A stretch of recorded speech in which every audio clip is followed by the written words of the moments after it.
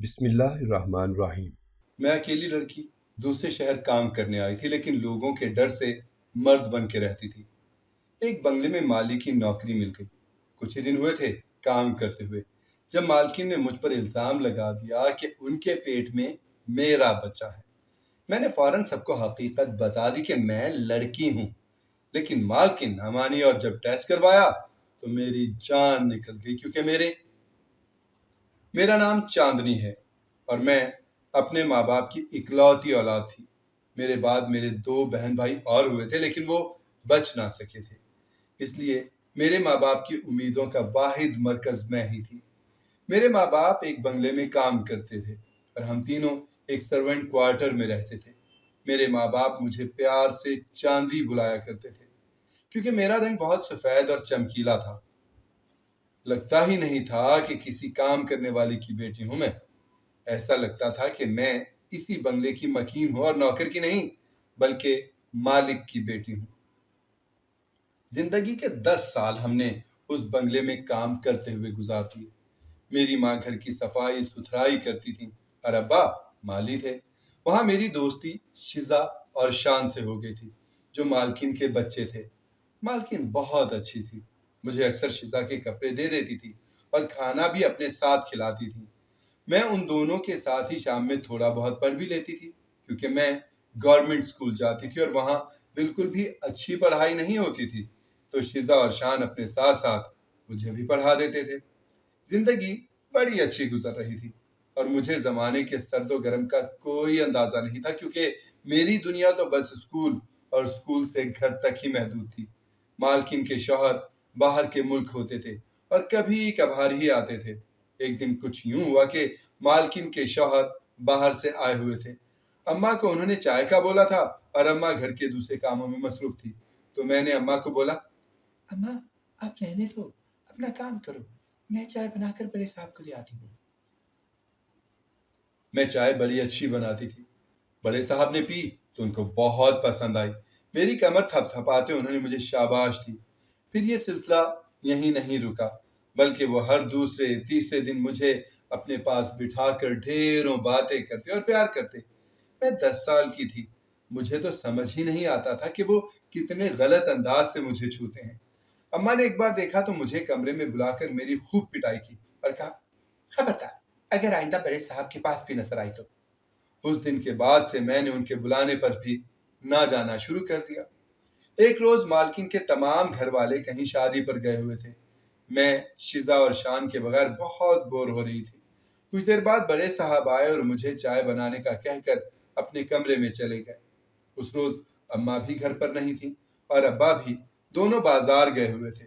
ان کو شاید یہ بات معلوم تھی۔ میں نے چائے بنائی اور بڑے صاحب کے کمرے میں آ گئی۔ انہوں نے میرے ہاتھ سے چائے کی پیالی لی اور مجھے اپنے پاس بٹھا کر پیار کرنے لگے۔ مجھے ان کا چھونا اچھا نہیں لگ رہا تھا، اس لیے میں اپنے ہاتھ چھڑا کر اٹھ کھڑی ہوئی، لیکن بڑے صاحب نے میرے منہ پر ہاتھ رکھ دیا اور مجھے چیخنے سے بھی روک دیا۔ اس کے بعد میرے ساتھ کیا ہوا کیا نہیں، مجھے کچھ یاد نہیں۔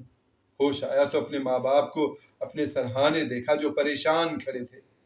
میں اس وقت بچی تھی اور یہ تک نہیں جانتی تھی کہ مجھ پر کیسی قیامت گزر چکی ہے، لیکن اس حادثے نے مجھ سے میری معصومیت چھین لی۔ میں ہوش میں آتے ہی چیخنے لگی، چلانے لگی، کسی بھی مرد کو دیکھ کر ڈرنے لگتی۔ میرے اماں ابا اچھے سے جانتے تھے کہ میرا یہ حال کس نے کیا ہے، مگر وہ چاہ کر بھی کچھ نہیں کر سکتے تھے، کیونکہ وہ بڑے لوگ تھے اور میرے ماں باپ کی بات پر کوئی یقین ہی نہ کرتا۔ اس لیے ہم وہ شہر چھوڑ کر دوسرے شہر آ گئے۔ میں اس حد تک خوفزدہ ہو چکی تھی کہ کسی مرد ڈاکٹر سے علاج بھی نہیں کرواتی تھی۔ پھر ایک لیڈی ڈاکٹر صاحبہ نے میرا علاج کیا اور 2 سال بعد میں ٹھیک ہو گئی، لیکن تب تک میں ذہنی طور پر بہت بڑی ہو چکی تھی۔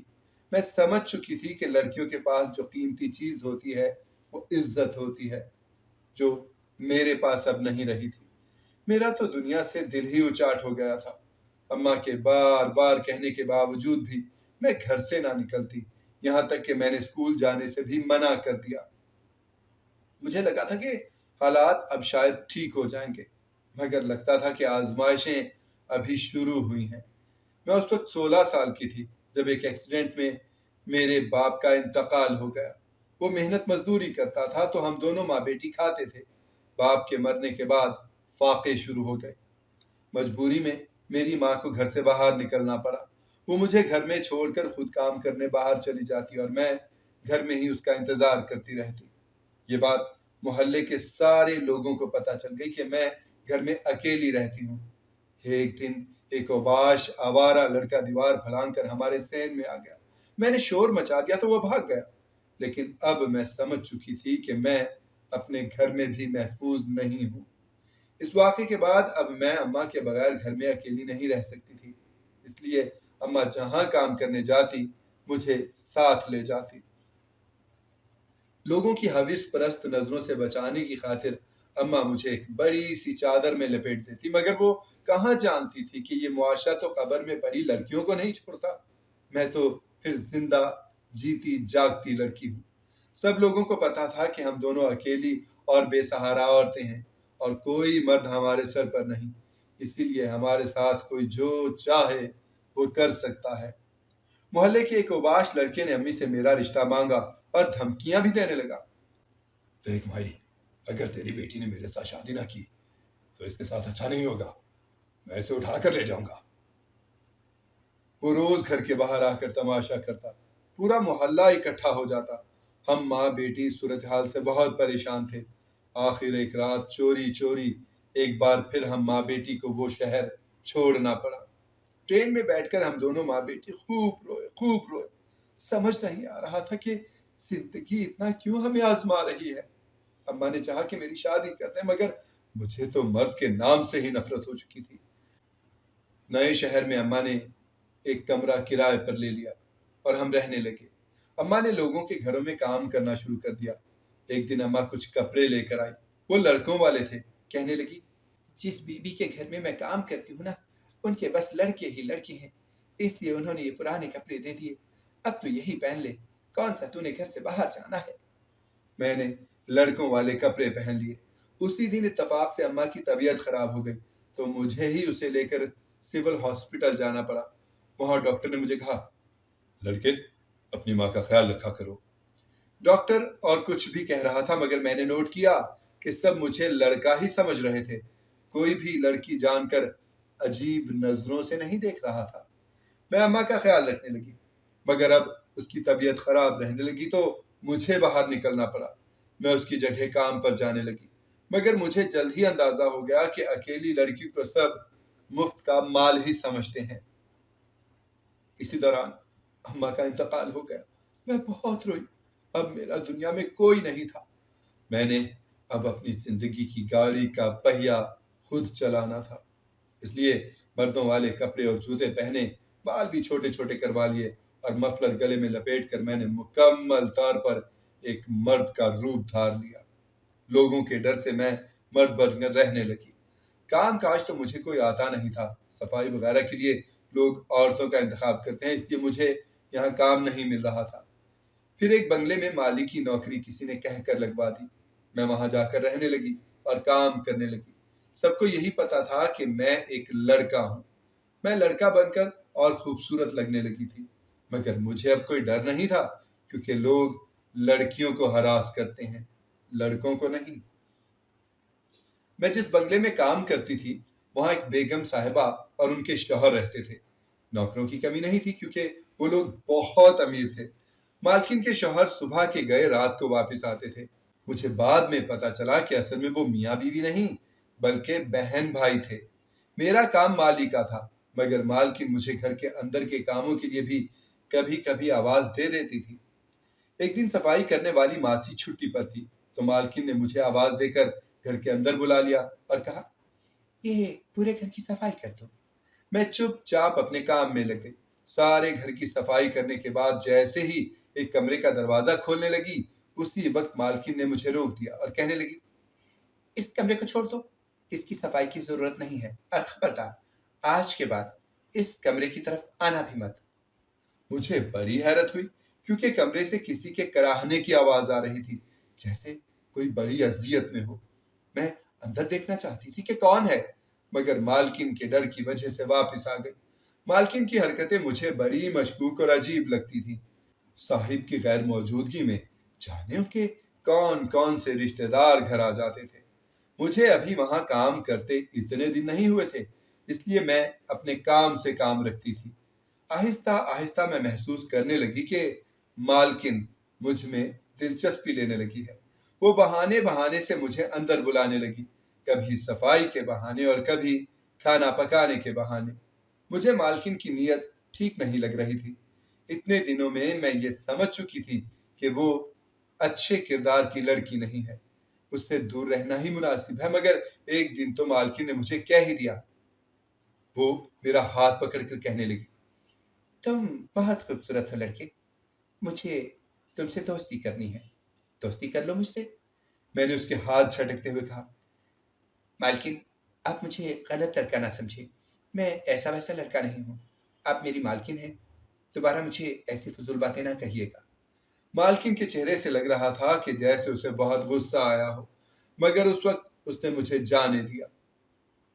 میں نے بھی ڈرتے ہوئے یہ بات کسی کو نہ بتائی کہ میرا یقین تو کسی نے کرنا نہیں، الٹا اس نوکری سے بھی ہاتھ دھونے پڑیں گے۔ مجھے ملازمہ نے کہا، تم نہ مالکن سے بچ کر رہنا، بڑی شاطر عورت ہے وہ، اس نے کئی کئی چکر چلا رکھے ہیں، اپنے بھائی سے چھپ چھپ کر غیر لڑکوں سے ملتی تھی، اسی لیے اس کے بھائی نے اس کا باہر نکلنا بند کر دیا ہے، مگر اب یہ چوری چوری اپنے دوستوں کو نہ گھر میں بلا لیتی ہے، اسے لگتا ہے کسی کو کچھ نہیں پتا، مگر نوکروں کو ہر بات کی خبر ہوتی ہے۔ مالکن کی ساری حقیقت سن کر مجھے تو یقین نہیں ہو رہا تھا۔ شکل سے وہ بہت معصوم نظر آتی تھی، مگر اتنا تو اب میں بھی سمجھ چکی تھی کہ وہ معصوم ہرگز نہیں۔ ایک دن کوئی گھر پر نہیں تھا۔ اس دن پتہ نہیں کیوں مالکن نے زیادہ تر ملازموں کو چھٹی پر بھیج دیا۔ جب اسی کمرے سے کسی کے چیخنے کی آواز آئی جس کمرے میں جانے سے مالکن نے منع کیا تھا، چیخنے کی آواز سن کر میں خود پر قابو نہ رکھ سکی اور میں بھاگتی ہوئی وہاں پہنچی۔ دروازہ کھولا ہی تھا کہ اسی وقت مالکن کی واپسی ہو گئی۔ اس نے مجھے آواز دے کر اندر جانے سے روک دیا اور غصے سے کہنے لگی، اس کمرے میں جانے سے تمہیں منع کیا تھا نا، پھر کیوں جا رہے ہو وہاں؟ کسی کو بھی اجازت نہیں ہے کہ وہ اندر جائے، جاؤ یہاں سے۔ آج کے بعد چاہے اس کمرے میں رہنے والا کتنا ہی چیخے، کتنا ہی چلائے، کوئی یہاں نہیں آئے گا، جاؤ یہاں سے۔ مجھے ایک دوسری ملازمہ سے پتا چلا کہ اس کمرے میں صاحب اور مالکن کے والد رہتے ہیں، جن پر مالکن بڑے ظلم کرتی ہے، اور صاحب کو اس بات کا بالکل نہیں پتا کہ ان کے والد کو کھانا بھی نہیں دیا جاتا۔ مالکن کو اپنے باپ سے ذرا بھی پیار نہیں۔ مالکن کے بارے میں روز کوئی نہ کوئی نئی بات پتا چل رہی تھی اور میں حیران ہوتی رہتی تھی۔ ایک دن ایسا ہوا کہ مالکن کا ایک خاص دوست آیا ہوا تھا۔ وہ پہلے بھی کافی بار چوری چھپے آ چکا تھا۔ تھوڑی دیر بعد صاحب بھی گھر آ گئے۔ میں نے دل میں سوچا کہ آج تو مالکن رنگے ہاتھوں پکڑی جائے گی، مگر ایسا ہو گیا جو میں نے خواب میں بھی نہیں سوچا تھا۔ میں اس وقت مالکن کے کمرے کے باہر صفائی کر رہی تھی۔ ہارن کی آواز سن کر ایک لڑکا مالکن کے کمرے سے تیزی سے نکل کر پیچھے کے راستے چلا گیا۔ صاحب کو شاید پہلے ہی سے مالکن پر شک تھا، اس لیے آتے ہی چلانا شروع کر دیا، کون تھا تمہارے کمرے میں؟ میں ان کے جھگڑے کو دیکھتے ہوئے وہاں سے جانے ہی لگی تھی کہ مالکن نے میری طرف اشارہ کر دیا، یہ لڑکا تھا میرے ساتھ کمرے میں، اس نے زبردستی کی ہے میرے ساتھ۔ مالکن کے اس سفید جھوٹ پر میرے سر پر تو آسمان گر پڑا۔ وہ یہ کیا کہہ رہی تھی؟ وہ مجھ پر ایسا گھٹیا الزام کیوں لگا رہی تھی؟ وہ صاحب کو کہہ رہی تھی، بھائی یہ لڑکا ایک بار پہلے بھی میرے ساتھ غلط کر چکا ہے، میں اس کے بچے کی ماں بننے والی ہوں، مگر اب یہ مکر رہا ہے۔ میں یہ سب سن کر چکرا کر رہ گئی، میرے پیروں تلے سے زمین نکل گئی۔ میں نے صاحب کی طرف دیکھا جو آنکھوں میں خون لیے مجھے گھور رہے تھے۔ میں نے کہا، مالکن جھوٹ بول رہی ہے، بھلا میں اس کے ساتھ زبردستی کیسے کر سکتی ہوں؟ اصل میں لڑکا نہیں لڑکی ہوں، یہ میرے بارے میں جھوٹ بول رہی ہے، میں لڑکی ہوں، آپ میرا یقین کرو۔ صاحب میری آواز بدلتے ہی جب میں نے اصلی آواز میں بولنا شروع کیا تو وہ الجھن کا شکار ہو گئے، کہنے لگے، مگر تم دیکھنے میں ایک لڑکے ہو، میں کیسے یقین کر لوں؟ میں نے روتے ہوئے کہا، صاحب میں ایک لڑکی ہوں، لڑکا نہیں ہوں، میں تو اپنی عزت بچانے کی خاطر لڑکا بن کر کام کر رہی تھی۔ میرے پاس لڑکا بننے کے سوا کوئی چارہ نہیں تھا، میرا یقین کریں۔ مالکی نے جب دیکھا کہ بازی اس کے ہاتھوں سے نکل رہی ہے، وہ چلا اٹھی اور کہنے لگی، یہ جھوٹ بول رہا ہے، یہ لڑکا ہی ہے، میں اسی کے بچے کی ماں بننے والی ہوں۔ میں نے کہا، آپ میرا میڈیکل ٹیسٹ کروا لیں، میں لڑکی ہوں، پچھلے 2 سال سے لڑکا بن کر رہ رہی ہوں، مگر اصل میں تو لڑکی ہی ہوں۔ مالکن کہنے لگی، ٹھیک ہے، تمہارا ڈی این اے ٹیسٹ ہم کروائیں گے، اگر میرے بچے سے تمہارا ڈی این اے میچ ہو گیا تو تمہیں مجھ سے شادی کرنی پڑے گی۔ میں نے کہا، ٹھیک ہے۔ میں بہت نازک صورتحال میں پھنس چکی تھی، مجھے سمجھ نہیں آ رہا تھا کہ مجھے اس سب میں مالکن کیوں گھسیٹ رہی ہے، لیکن مجھے یہ بھی اطمینان تھا کہ جب ان پر حقیقت کھلے گی کہ میں واقعی لڑکی ہوں، لڑکا نہیں ہوں، تو سب کچھ ٹھیک ہو جائے گا۔ اسی دن ہاسپٹل میں ٹیسٹ ہوئے۔ ان بہن بھائیوں نے مجھے کمرے میں بند کر دیا تھا کہ جب تک ٹیسٹ کا نتیجہ نہیں آئے گا میں قید میں رہوں گی۔ مجھے پوری امید تھی کہ جب ٹیسٹ ہوگا تو دودھ کا دودھ اور پانی کا پانی ہو جائے گا، لیکن اس وقت میری جان نکل گئی جب ٹیسٹ رپورٹ میں بھی یہی آیا کہ میں ہی مالکن کے بچے کا باپ تھی۔ میں سمجھ گئی کہ اس نے اپنا اثر و رسوخ استعمال کر کے رپورٹ بدلوا لی ہے۔ اب میں کیا کرتی؟ میری تو سوچنے سمجھنے کی صلاحیت ہی مفقود ہو کر رہ گئی تھی۔ صاحب بہت غصے میں تھے اور اس نے مجھے دھمکی دی، اگر تم نے میری بہن کے ساتھ شادی نہ کی تو میں تمہیں جان سے مار دوں گا۔ میں شش و پنج میں پڑ گئی، سمجھ نہیں آ رہا تھا کہ کیا راستہ اختیار کروں کہ سچائی اس کے سامنے کھل جائے۔ میں نے اس کے آگے ہاتھ جوڑ دیے، آپ یہ گناہ نہ کریں، میں لڑکی ہوں، لڑکا نہیں ہوں، لڑکی کا نکاح لڑکی سے نہیں ہو سکتا۔ مگر وہ نہ مانا اور کہنے لگا، تم اب میری بہن سے جان چھڑانے کے لیے جھوٹ بول رہے ہو؟